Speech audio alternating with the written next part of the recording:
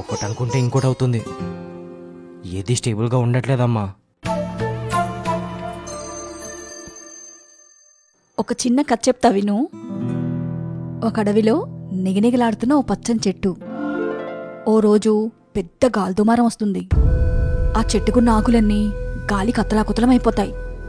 అందులో ఒక ఆకు, దేవుడా నన్ను ఈ చెట్టు నుంచి రాలిపోకుండా చూడు, నేనెప్పటికీ ఈ చెట్టుకే ఉండిపోయేలాగా చూడు అని దండం పెట్టుకుంటుంది. అయినా కూడా ఆ గాలికి తట్టుకోలేక చెట్టుకున్న కొన్ని ఆకులు రాలిపోతాయి. అందులో దేవుడికి దండం పెట్టుకున్న ఆకు కూడా ఒకటి. ఇక ఆకు గాలిదుమారానికి ఎగురుతూ ఎగురుతూ ఆకాశంలో అంతెత్తుకెళ్ళిపోతుంది. అక్కడి నుంచి కింద ప్రపంచాన్ని చూసి ఆశ్చర్యంతో, ఆహా ఇంతెత్తు నుంచి చూస్తే ప్రపంచం ఎంత అందంగా ఉంది అనుకుంటూ మళ్లీ దేవుడితో, నన్నెప్పటికీ ఇక్కడే ఉండేలాగా చూడు స్వామి, ప్రపంచ అందాలను చూస్తూ ఇక్కడే ఉండిపోతా అని దండం పెట్టుకుంటుంది. కాని కాసేపటికే గాలాగిపోయి నిదానంగా ఆకు అలా తూగుతూ తూగుతూ వచ్చి నేల మీద పడిపోతుంది.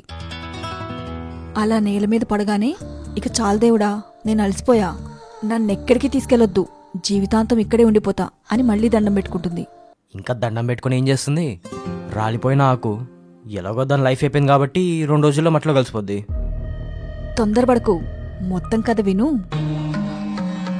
అప్పుడే ఒక నిరుపేద స్కూల్ పిల్లోడు, రేపు మా టీచర్ పుట్టినరోజు, నా దగ్గర గిఫ్ట్ ఇవ్వడానికి డబ్బులు లేవు అని ఆలోచిస్తూ అట్నుంచి వెళ్తుంటాడు. అప్పుడే వాడికి రోడ్డుపై పడున్న ఆ ఆకు కనిపిస్తుంది.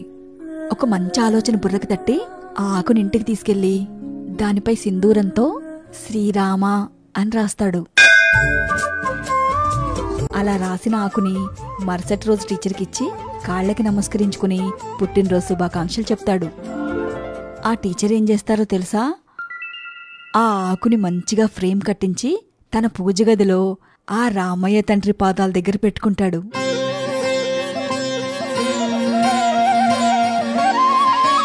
కాసేపు క్రితమే నువ్వు ఆ ఆకు జీవితం అయిపోయింది, మట్టిలో కలిసిపోతుందన్నావు. అలాంటి ఆకు ఎక్కడ చోటు సంపాదించుకుందో చూసావా? మన జీవితం కూడా ఆకులాంటిదే.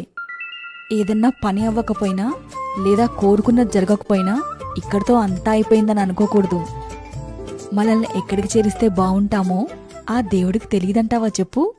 రామ రామ రామ రామ జయ రామ.